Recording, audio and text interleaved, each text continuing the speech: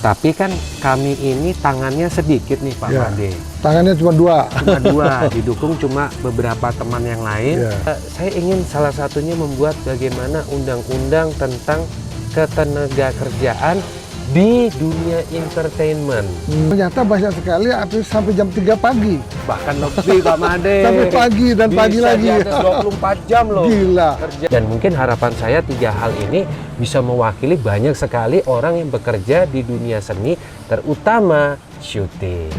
Lihat orang didatengin para caleg yang langsung muncul dalam benak rata-rata. Ini menurut pengalaman saya ya. Mereka bawa amplop berapa?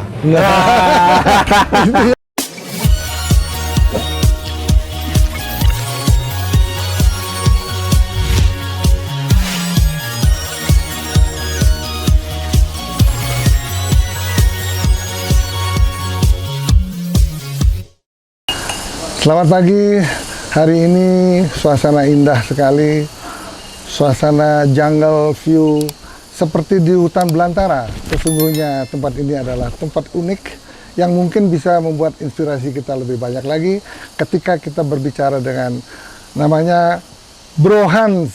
Di mana Bro Hans ini saya kenal sangat baik, sangat inovatif.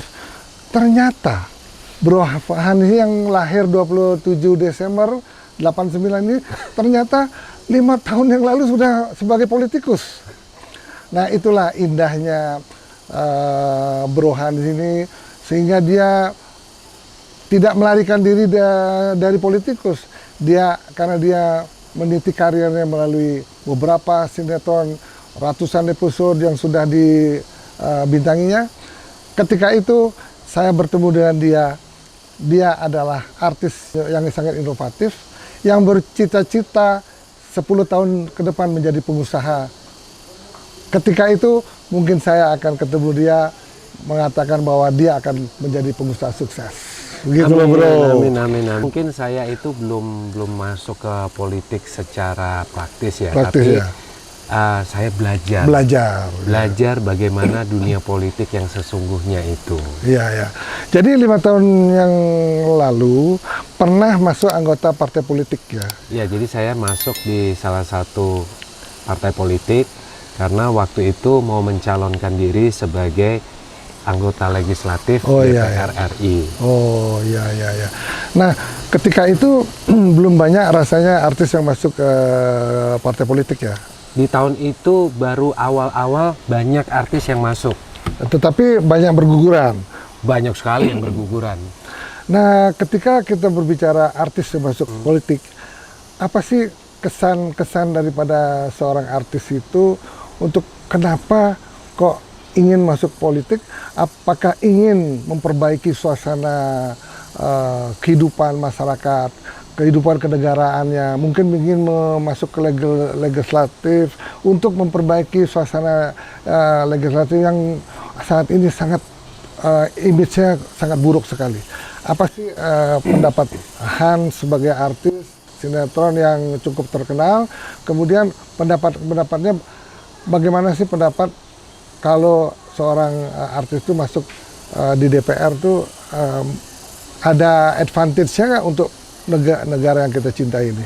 Nah, jadi untuk pertamanya saya mau menjawab soal politik. Politik memang di mata kebanyakan orang saat mendengar kata politik itu hal yang buruk.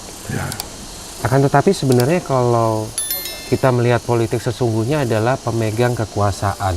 Bagaimana seorang pemegang kekuasaan itu ramai-ramai mau membuat peraturan yang sebenarnya tujuannya untuk menyejahterakan masyarakat.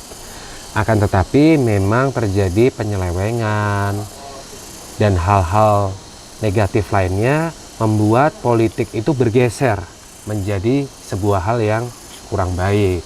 Padahal sebenarnya politik itu ditujuankan untuk membantu masyarakat dalam jumlah besar.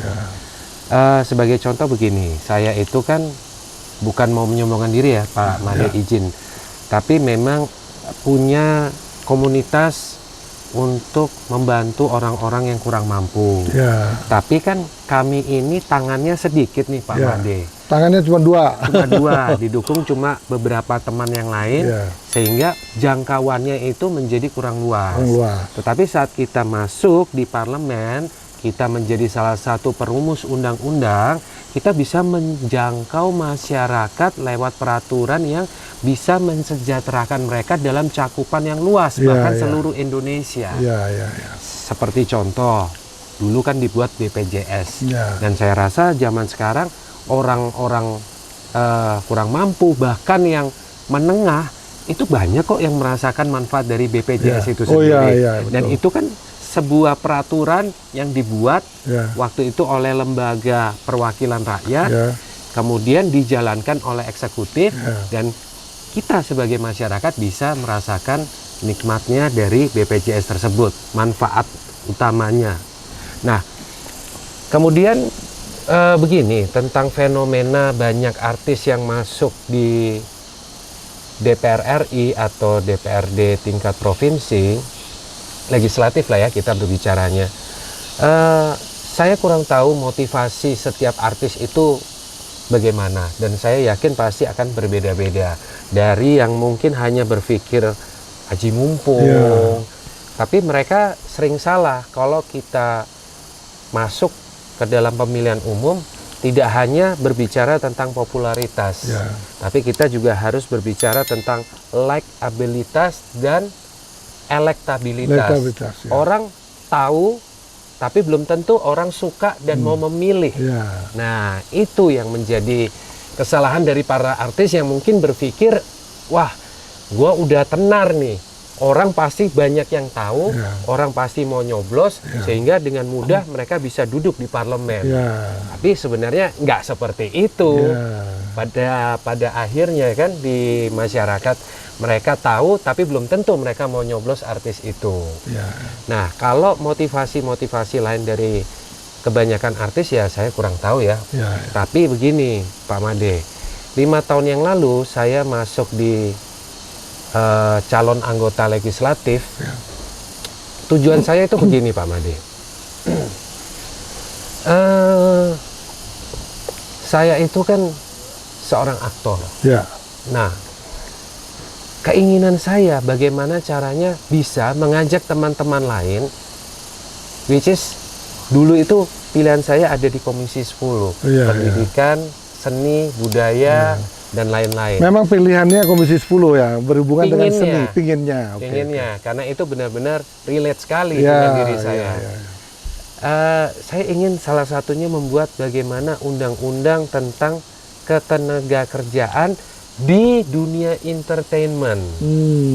Ya, ya, ya. Kapan pembayaran yang seharusnya diberikan kepada para pekerja seni Ya, itu? ya, ya, ya. Karena kami tidak memiliki kepastian. Iya, iya, iya, iya.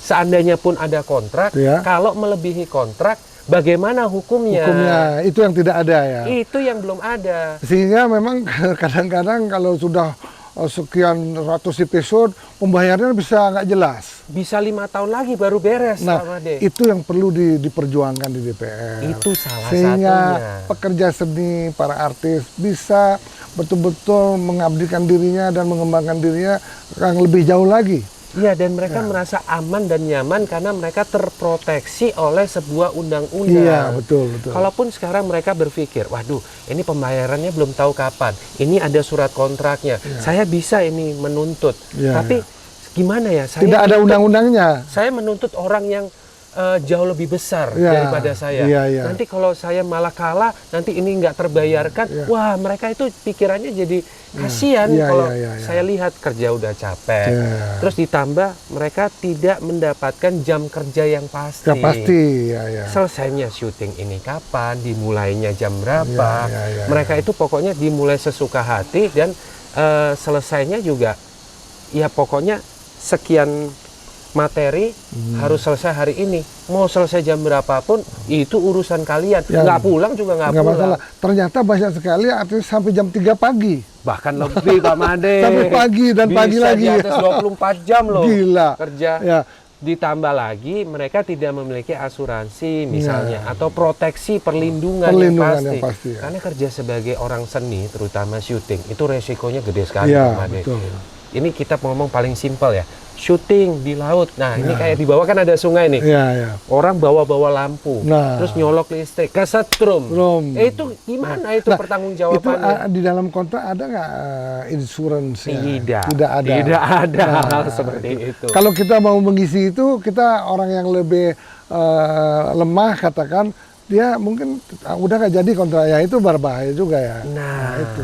Makanya butuh sebuah ketegasan. Dan itu adalah salah satu tujuan saya untuk mau masuk di legislatif. Sebagai contoh, kalau saya melihat alam Ubud Villa ini, Pak Made, saya jadi terinspirasi sesuatu.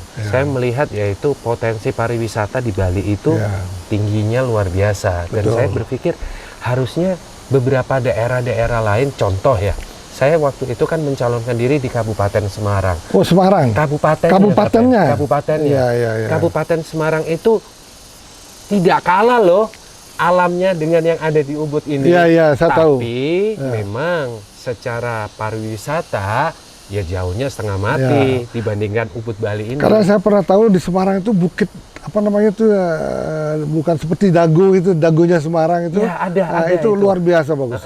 Ya.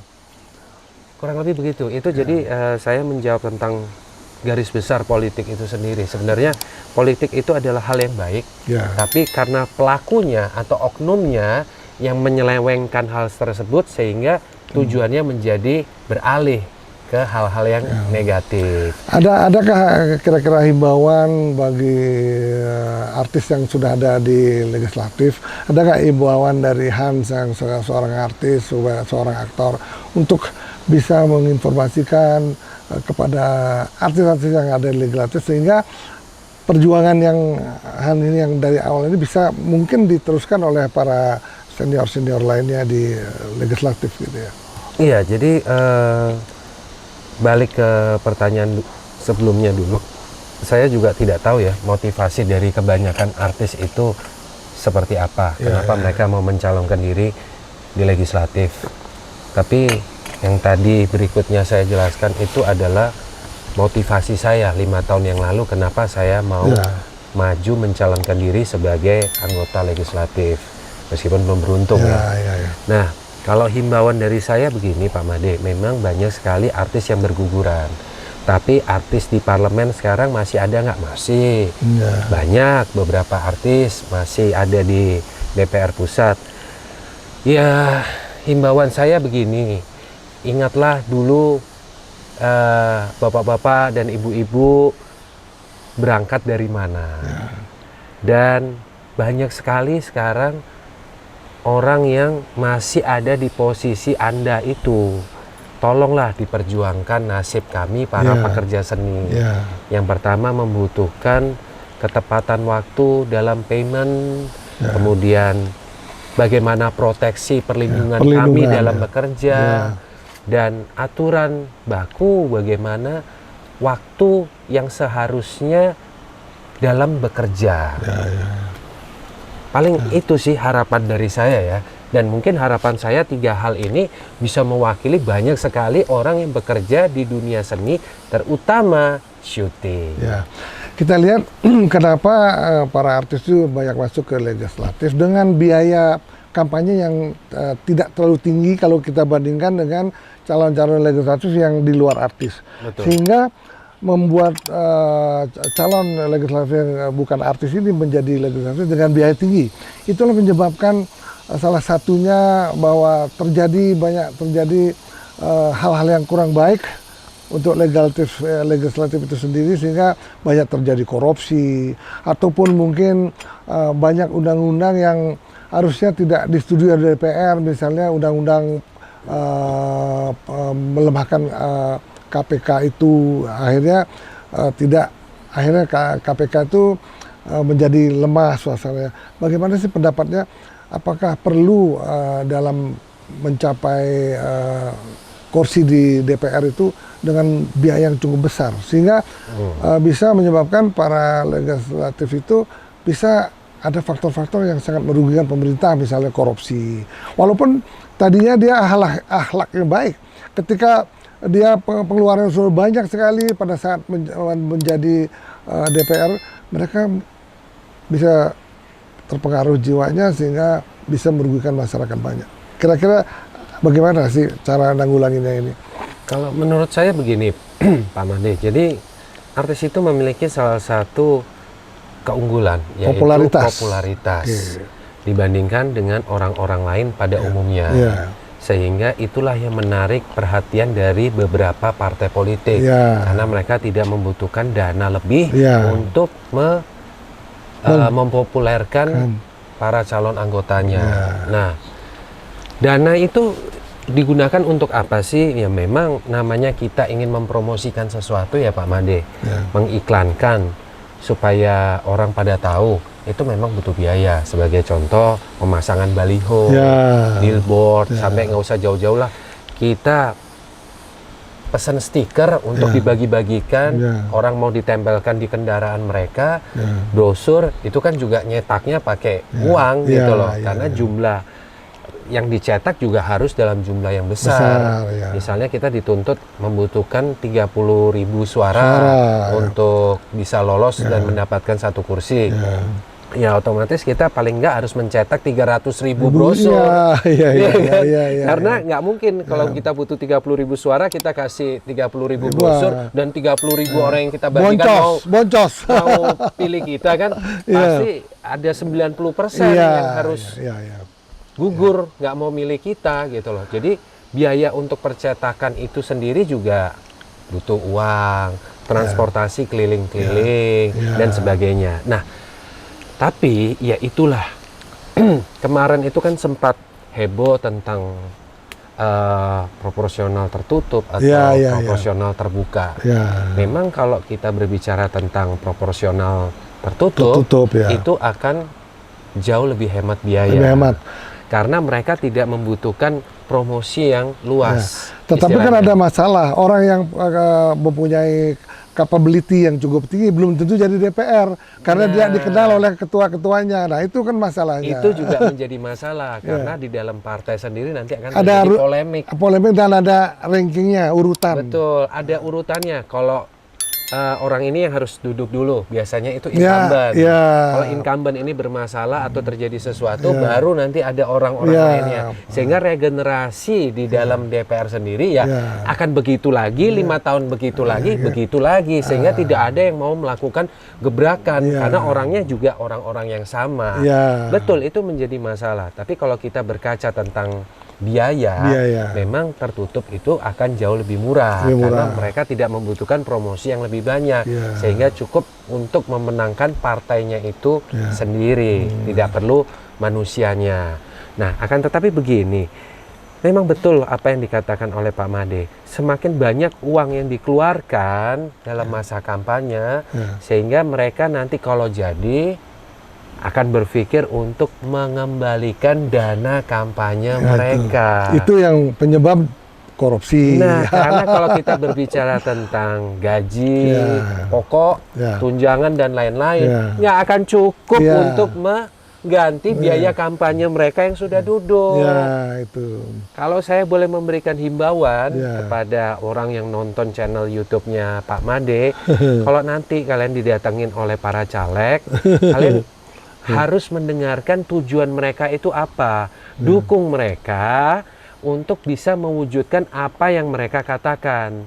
Karena begini Pak Made, banyak ini mohon maaf ya, saya lihat orang didatengin para caleg yang langsung muncul dalam benak rata-rata, ini menurut pengalaman saya mereka bawa amplop berapa?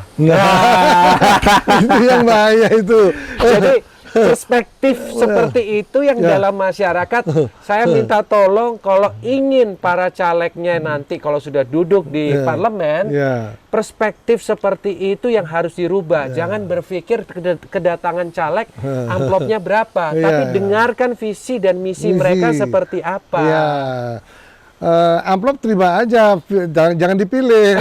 Malah harusnya begitu, setuju. Kalau ada yang ngasih amplop terima aja, tapi orang yang ngasih amplop itu malah jangan dipilih. Apabila visi dan misinya nggak bagus. Dan orang yang biasa ngasih amplop itu sudah kelihatan pasti nanti mereka bermain pragmatis, Pragmatis kan? ya, Nanti itu. akan ada balik modal. Modal itu. Sama kayak orang bisnis lah Pak Made. Ya. Kita kan ingin berbisnis, Ya. ya kan? Pasti dapat untung kan. Ya. Lah, ini balik modal aja enggak nih Ya. dengan gaji dan tunjangan segala macam. Ya. Kan nggak mungkin.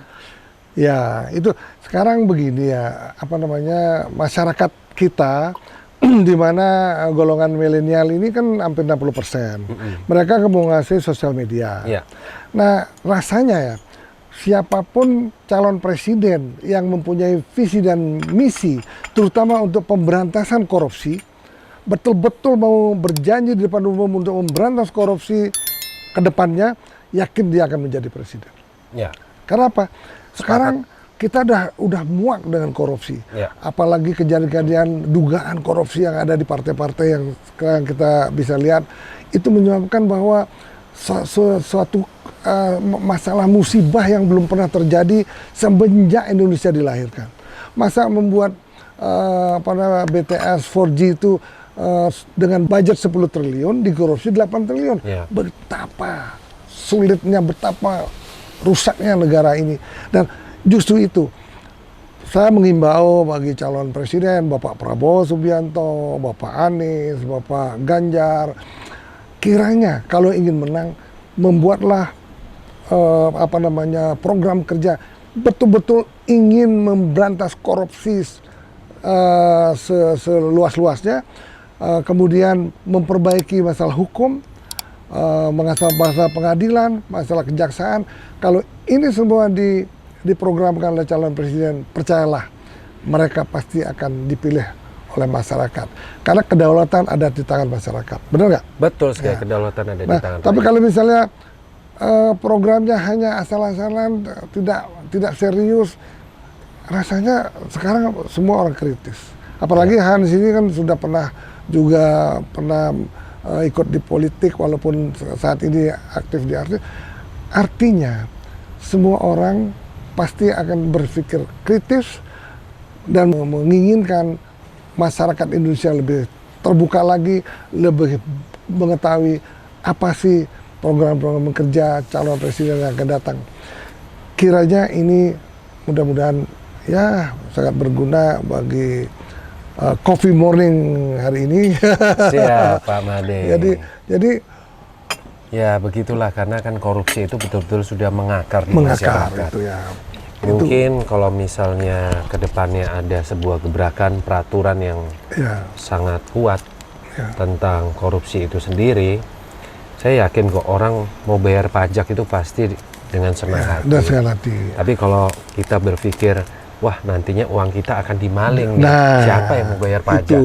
Betul kan ya Pak Betul, Made? betul. Ya. Nah, itulah yang menjadi dilema saat ini, di mana orang memikirkan, dan lucunya ada partai yang oke, kamu jadikan menteri AA, kontribusi apa yang kamu bisa berikan kepada partai.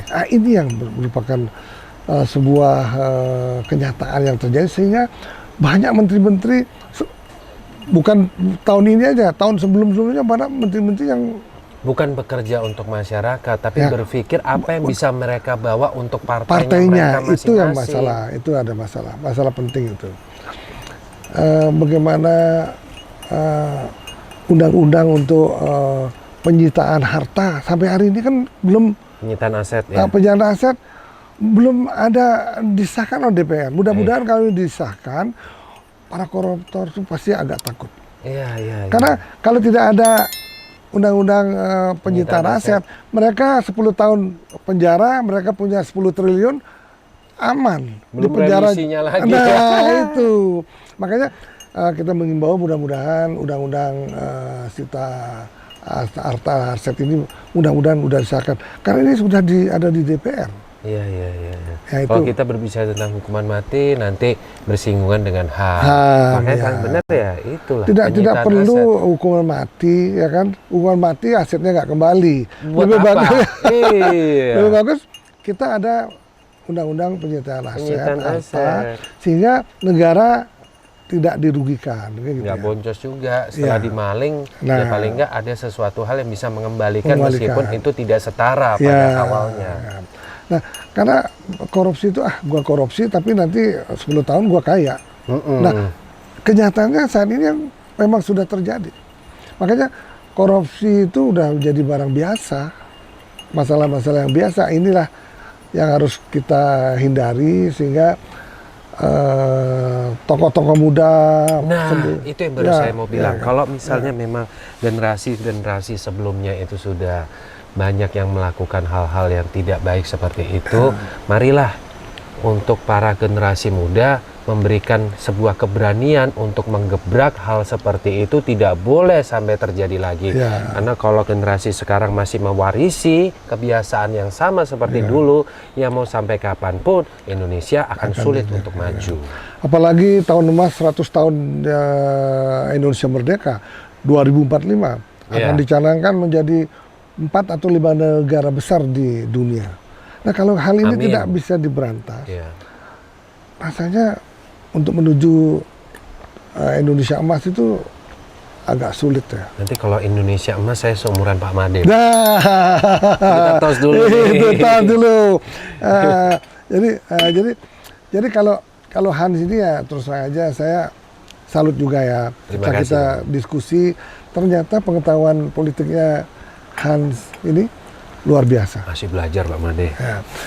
Tapi kira-kira apa sih setelah beranjak mungkin 5 tahun ke depan, visi misinya Hans itu akan menjadi politikus, akan mengembangkan usaha, atau mungkin membuat diversifikasi mengenai masalah-masalah seni dan lain-lain. Kira-kira apa ini? Saya itu tipenya begini Pak Made. Ada orang yang berpikir, oke, untuk tahun sekian saya akan melakukan ini. Setelah itu nanti saya akan berkembang begini. Jadi mereka planner sekali. Tapi saya adalah tipe orang yang mengikuti arus seperti air. Saya tidak pernah berpikir kalau saya akan pernah masuk di dalam dunia politik. Tiba-tiba saya mendapatkan kesempatan itu, akan tetapi saya juga kurang beruntung. Ya. Kenapa? Karena gini Pak Made. Ini kalau saya yang harusnya banyak belajar dari Pak Made. Kalau kadang kita terlalu memplanningkan. Jadi kalau dibilang saya nggak memplanning sama sekali juga enggak. Saya ada planning, tapi saya planning kalau itu sampai tidak terwujud, saya tidak menjadi sakit hati, nggak menjadi stres, atau banyak orang yang menjadi depresi. Saya lebih baik mengikuti itu semua seperti air yang mengalir. Sehingga kadang kalau misalnya ada cabang di sana saya bisa ke kiri, ada cabang di sana saya bisa ke kanan. Ya saya seperti air yang mengalir aja. Yang penting itu positif, akan saya tampung, akan saya kerjakan, dan mudah-mudahan itu bisa bermanfaat bagi diri saya sendiri, keluarga, dan juga kerabat-kerabat saya yang lain. Kesan lain saya lihat Hans ini sangat menyayangi orang tuanya. Kedua orang tuanya sangat disayang. Sampai tante-tantenya pun sangat disayang. Waduh, itu saya kalau mengingat latar belakang kehidupan saya pun sangat menyayangi ibu saya. Sehingga saya menjadi seperti sekarang ini karena support ibu saya semenjak saya dilahirkan. Saya juga umur 4 tahun juga orang tua saya, orang tua papa saya udah nggak ada. Saya dibesarkan oleh ibu saya, sehingga dengan rasa sayang, rasa terima kasih terhadap orang tua, terutama ibu kandung kita, bapak kita akan menjadi jauh lebih hebat daripada sebelumnya. Amin. Makanya Saya yakin Hans itu, saya lihat tadi saya ngobrol-ngobrol sama mamahnya juga bahwa mamanya happy sekali ya, tantenya juga happy sekali karena Hans betul-betul care sekali sama orang tua. Nah itulah dapat kita ambil betapa sayangnya, cintanya seorang Hans ini ya dengan orang tuanya, itu loh. Ya, makanya banyak orang yang bilang anak mama. Saya selalu menjawab begini, ya betul. Betul. Memang saya anak mama. Iya. Iya kan? Iya. kamu yang bilang anak mama itu dalam konotasi negatif, kamu pernah memberikan sumbangsi apa buat diri saya? Sedangkan saya masih bisa bertahan hingga sekarang, itu sumbangsi terbesar dari mama saya. Jadi ya sudah sepatut dan sewajarnya, saya juga harus memberikan sumbangsi yang lebih besar kepada mama saya. Terima kasih yang tak terhingga. Tak terhingga. Iya. Ya apa yang saya bisa lakukan ya pasti akan saya lakukan buat mama saya. Ya karena apa ya? Ya itu tadi sih. Saya tidak pernah takut dibilang sebagai anak mama karena memang saya anak mama. Mama saya itu memberikan sumbangsi terbesar dalam hidup saya. Ya sudah sepatut dan sewajarnya saya memberikan sumbangsi yang sama besarnya buat mama saya, bahkan harusnya lebih besar dari apa yang bisa saya lakukan. Waduh, banyak sekali diskusi kita pagi ini, baik berbicara mengenai politik, mengenai keluarga, mengenai seni, karir, dan lain-lain. Kita berdoa bersama, semoga Hans bukan terbang sampai di bukit, harus terbang sampai ke langit. Gitu. Jadi itulah harapan kita anak muda seperti Han ini, mudah-mudahan karirnya tetap menanjak. Amin. Jangan lupa kalau mau berkarya, informasikan kepada Mr. Puisi. Mr. Puisi bisa membantu, bisa memberikan motivasi, kemudian bisa memberikan fasilitas mungkin di Bali. Kira-kira apa yang kita bicarakan hari ini semoga dapat bermanfaat bagi para pemirsa sekalian.